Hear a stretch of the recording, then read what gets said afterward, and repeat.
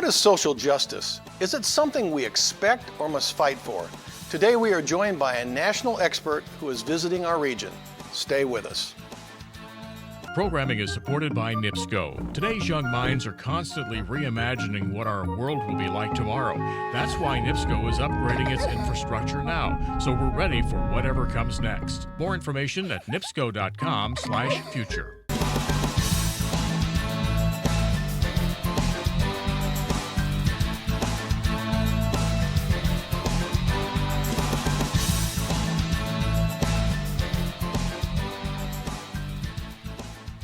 Welcome again to Lakeshore Focus, a weekly show highlighting the key issues, important events, and interesting people in our region.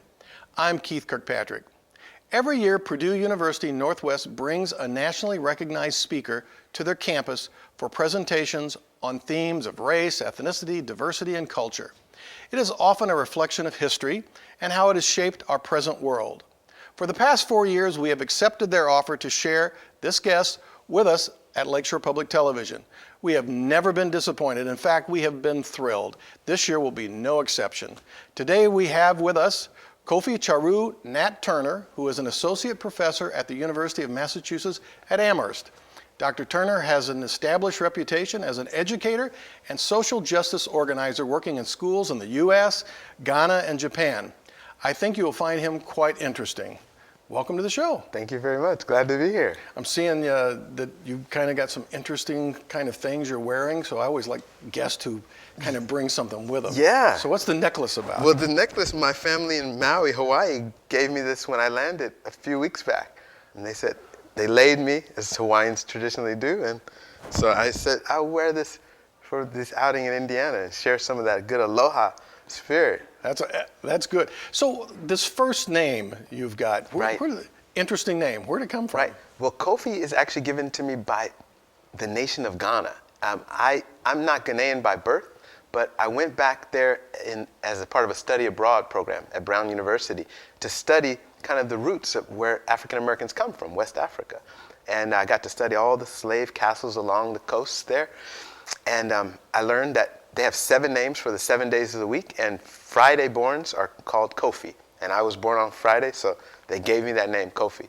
So like just the day, the Friday, huh? Yes. Okay. And I've met a brother out here. His name is Kwabena. He was obviously born on Tuesday. And if you've ever met a guy named Kwesi, that would be a Sunday. And so what's the Charu part? Okay, and then the Charu, my parents named me after a revolutionary in India. His name was Charu Mazumdar. And he actually led the largest sort of communist revolution in India. What got you into all these kind of things that you're studying and teaching and working with? Well, again, I've been talking a lot about my grandmother and my parents. So my grandmother was a great civil rights leader, perhaps one of the greatest civil rights leaders in Los Angeles history.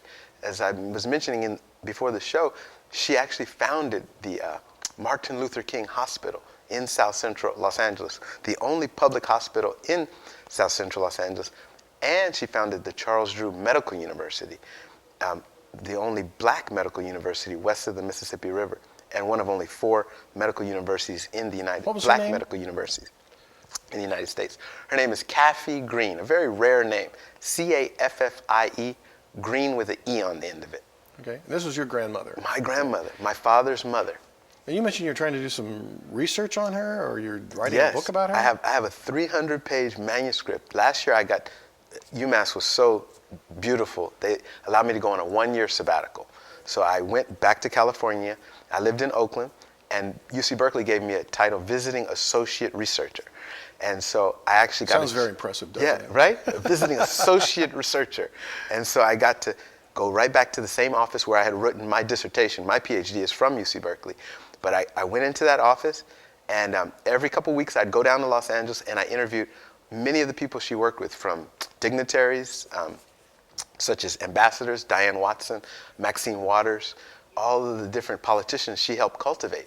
I got to interview all of them, and then I would go back to my desk at Berkeley and write. So why do you think history like that of prominent people, particularly of color, why has that been kind of held in the background or not brought to the surface? Right.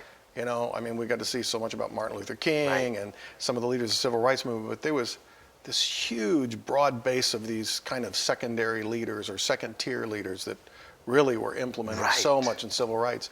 Exactly. We don't hear much about them. That's correct. Why is that?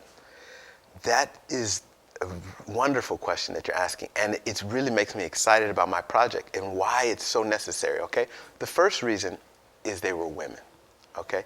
And as you saw the past few days, we had the largest demonstration in world history come out against the current administration.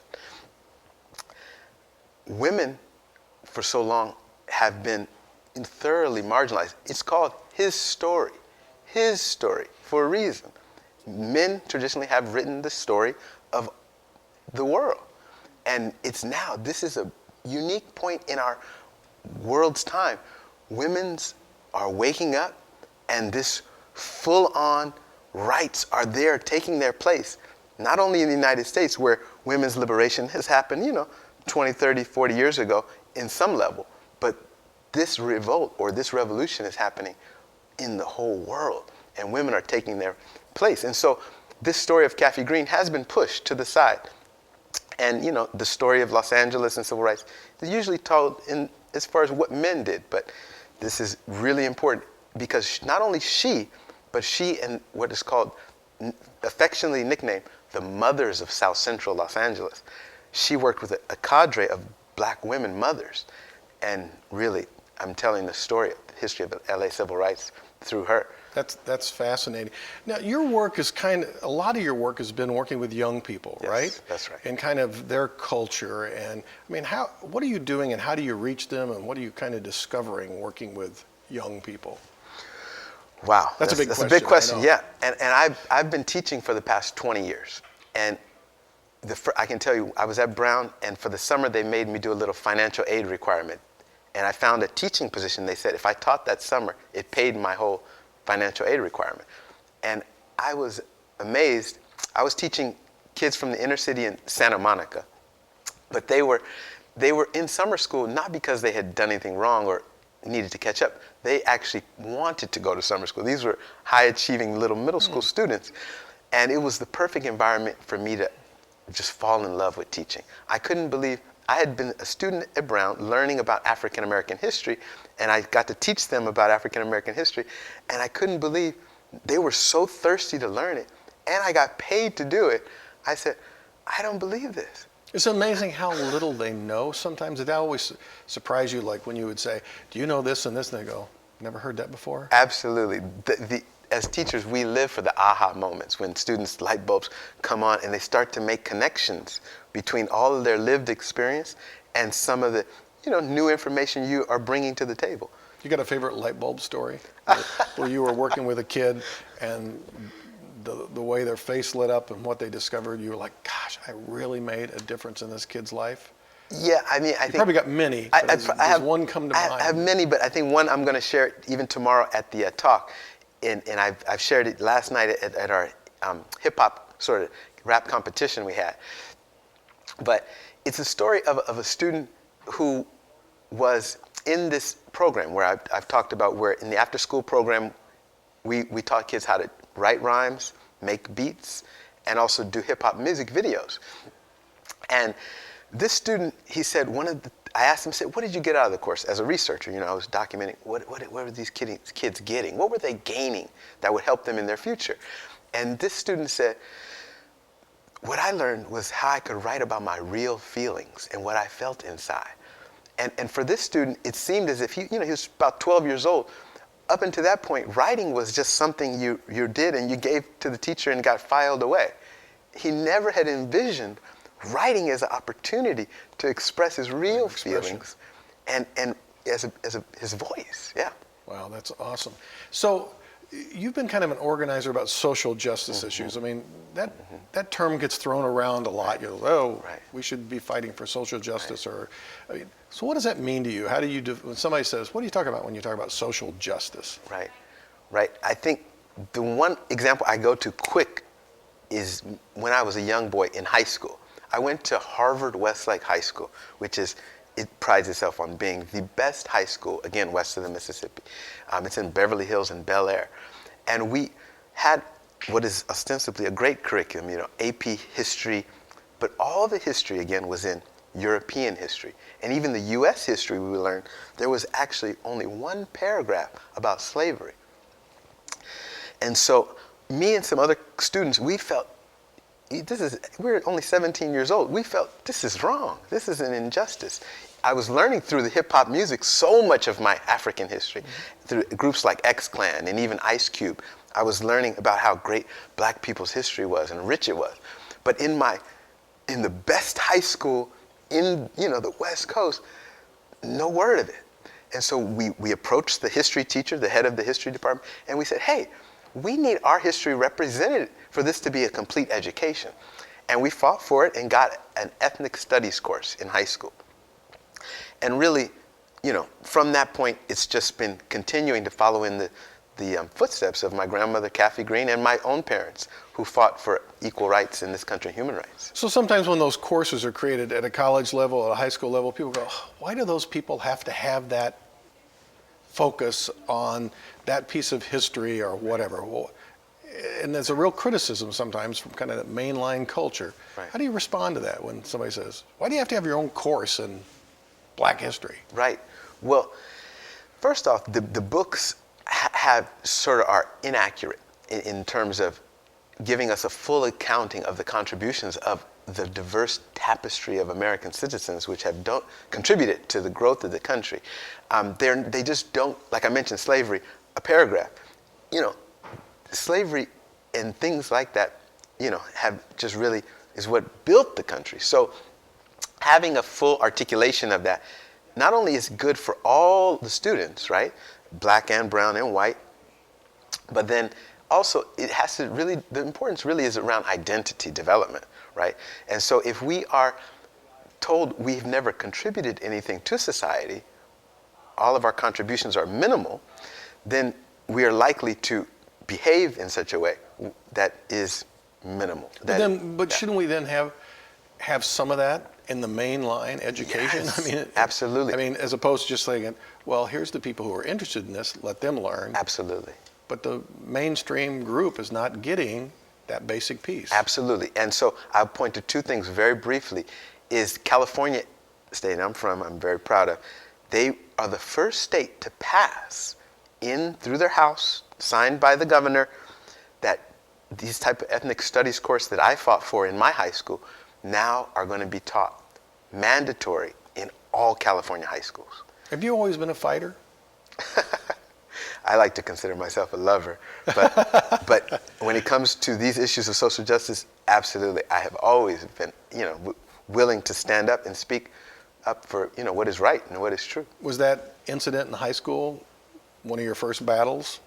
I think that, to me, that was the first one I can remember actually having to contest authority in a one-on-one manner. Yeah. It sounds like you were successful with it. Yes, and that success, you're right, breeds that I am able to change systems that I'm involved with. I assume, though, as a fighter, there's been some that you didn't win. So what does it mean when you can't win one or you get pushed back? What does that do to you? Right. You know what? This idea of not winning never has crossed my mind till you mentioned it right here. Because I'm from such a long history of warriors, if you will, like my grandmother and my two parents, I feel like I leave it all on the battlefield each day, and I don't feel I ever lose. I'll give you one example where it may seem like I lost, and then you find out you won, right? At UC Berkeley, as a graduate student, again, I noticed the faculty. We had, about 12, 13 professors. Anyway, we only had one African American, and we had one Latina. And we, as graduate students, we wanted a course in critical race theory. This is a theory that is important in education. It just says that race is not going anywhere, but that we have to always fight it. Like I was sort of saying, we're starting to notice it's something that's with us and that we must keep going. So we wanted a professor who understood that to come in. So as grad students, we organized to get this professor in. Well, the many professors at UC Berkeley did not want a professor who thought like that. on campus. And I thought that was a really liberal place. So I did too. So that's why I interesting. went there. I was very excited, and I was shocked when these professors, after the professor, of course, we hired him totally, all the credentials, totally legit. He makes it all the way to the finalist, and they figure out a way to not give him the job, but then they actually hire him through the back door as an affirmative action hire. Here's how the story ends. Not only is he a great faculty member there and very famous, but after that, UC Berkeley heard our case as graduate students and hired 2 more faculty of color whose research was equally progressive as him. And so, I was already graduated and long gone at teaching at UMass, but then when I went back on sabbatical, all of these professors are there on the hall that I had been on. So you obviously have this passion for social justice. What do you do when you meet people, and there's lots of them, who just don't get it, and particularly people who come from a background of African American or Latino or groups who have been marginalized, and you look at them and you go, "You people don't seem like you're willing to fight or stand up for what we need to do." How do you talk to a person like that? What do you say to them? Right. That's a great question. I think, as you can tell from my energy, it's a bit contagious, if you will. So the thing I tell them is my own stories, my own histories, and I tell them the histories that I know. And usually it gets them fired up and ready to go, to quote one of our previous president in his campaign. Yeah. I think that's a great question. I mean, a great answer in terms of saying it's contagious, and maybe that is the answer that you have to give. If there was a message that you would like to give, particularly to young people today, I mean, what is that message? If I just said there's one thing that you really wish young people would understand and absorb, and with all their wholeness, what would that be? Right. Well, again, I've been teaching 20 years, and I've been working with young people 20 years, and I basically tell them the same thing that I'm going to tell you now, which is action. Take action. And for a long time, I thought about it through media, as we're doing here, filming and recording. I tell people now, with the tools of technology, they have access to basically all the information in the world through the internet. I want them to create new information, ask questions, put the pieces together in new ways, and create new information, put it online, share it with the world, and have people take that up. But then you can't leave it at that, but go into the streets and argue for what it is that you believe. And what will that accomplish? So if they're listening to that and they go, Right. Okay, you want us to do that, we're following you, Nat, why are we doing this? Well, in my life, in mostly every institution and place, location that I've been able to leave the place in a better situation than when I came. And that's really all we can do in our own lifetimes is, like I talk with students about their communities, and what we talked about last night, and we'll talk about tomorrow, is what are the issues in your community? What do you want to see changed? Go out and organize, and do it. Be the change, right? Be the change. You seem like you've been that change. Is there one, besides some of these other stories, is there one time you felt like, I really made a huge difference here? Yeah. I really feel I really made a difference. Absolutely. The one that I'm still most proud of to this day, it shocks me. It still irks me a little bit that it happened when I was 19 years old. And I'm 39 now. So as a 19-year-old, still the thing I'm most proud of having ever accomplished. So as a 19-year-old, I went to do study abroad in Ghana, where they gave me this name, Kofi. And I was teaching because I had taught a few summers before, I told you, in Los Angeles. And so I went and taught in the public schools there in Ghana. I was teaching them, interestingly enough, cultural studies. I was teaching them about their own culture because I had studied as at the university, I've experienced that, and that's really interesting, but go ahead. Right. So I'm teaching them about traditional West African religions and how beautiful their culture is. But anyway, so I'm in the schools, and then I'm living on a homestay with a teacher, a science teacher. And I stand outside next to a tree trying to be philosophical one day, and I asked him, I said, if you could have anything in the world, what would you want? And he said, I would like a library. And I mean, being a kid from Los Angeles, it just hit me like a ton of bricks. I said, what? Who wants a library? That doesn't even make sense. We have libraries everywhere in Los Angeles. Why would you want to, doesn't make sense. Why would you need a library? He said, well, we don't have a library, and we pass a resolution through our village council every year for a library. And he said, they pass it, but I said, well, why doesn't it happen? He said, well, it doesn't happen because we don't have the money for the books, they say. I said, okay. We have so many books in the United States. I promise I'll send the books. That's all I can promise. I will send the books. But then I went back to Brown. I wrote a little grant for $4,000, actually. Went back and built the library. The village donated a temporary site at an old bank. We scrubbed it with our hands, washed it clean, and the village donated lights and tables, and I sent the books. And that library, so I founded it in 97, went back in 98 and built it. And then in 2000, I walked in. No one recognized me. I walked in, pulled a book off the shelf, sat down, looked up, and I saw all these children reading around me. And just a tear came to my eye, like, wow, that's an idea. Did they name the place after you? No. Well, It's called the Cominda Community Library, and it's right next to Elmina Slave Castle. And it's...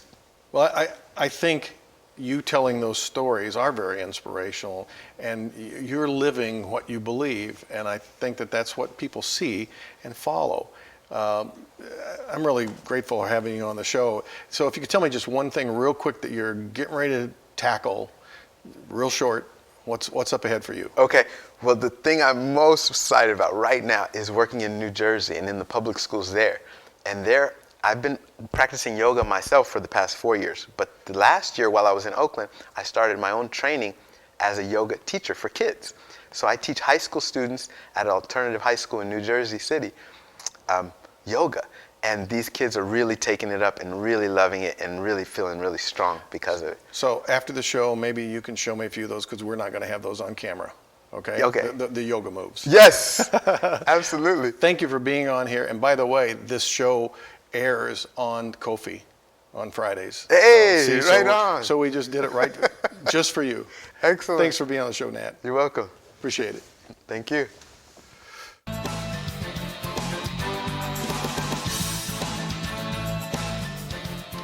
We still struggle with the issue of race and ethnicity in this country.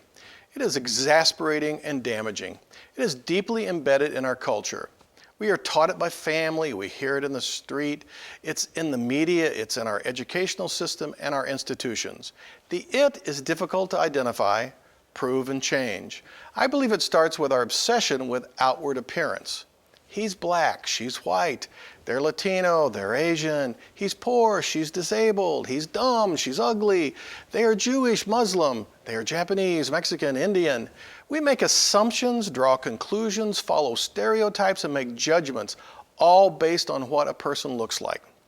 From that point forward, we treat a specific individual or group in a certain way. Sometimes our actions are favorable, but they can be negative, ranging from unconsciously subtle to aggressively overt. Ultimately, most are harmful. There have been books, lectures, teachings, and programs to combat this injustice. We have witnessed protests, lawsuits, attacks, police action, and wars to settle the differences. Laws have been passed, treaties signed, codes of conduct established, and policies created. Yet here we are in the 21st century struggling with these issues and fighting the same battles that have been fought for 3,000 years on this planet. I don't have the answer. Wiser people than me or you have tried and even died to change it. I'm not going to sell by saying, well, it's just human nature, it's the evil within us, or it's always been that way and it won't change. I do have one suggestion. The word suggestion seems a little weak. It would be great if I could demand, but I hope to plant a simple seed with you. Let's not begin by focusing on outward appearance. We can describe a person by their character, values, background, and experiences, using what we have learned about the person, never mentioning a physical characteristic. This will be difficult because we will have to work at getting to know the other person. We must refrain from beginning our description with what he or she looks like. If we need to identify someone so we can physically connect, physical appearance may play a role. Otherwise, ask yourself, what is the relevance of describing the person's looks? Let's all try this little experiment and maybe, just maybe, it will become a habit. This small effort may be the beginning of a greater change. It will definitely be a change for the one individual we use it on. Thanks for watching our show. If you decide to try my suggested experiment, I'd like to hear from you. It would also be nice to find out what you thought about today's show. You can reach us through our email address, focus@lakeshorepublicmedia.org, or our website, www.lakeshorepublicmedia.org. Tell people that you watch Lakeshore Public Television and how it impacts your life. Be sure and join us again next week for another Lakeshore Focus. Until then, I'm Keith Kirkpatrick saying, make a positive difference in our world today. Programming is supported by NIPSCO. Today's young minds are constantly reimagining what our world will be like tomorrow. That's why NIPSCO is upgrading its infrastructure now, so we're ready for whatever comes next. More information at nipsco.com/future.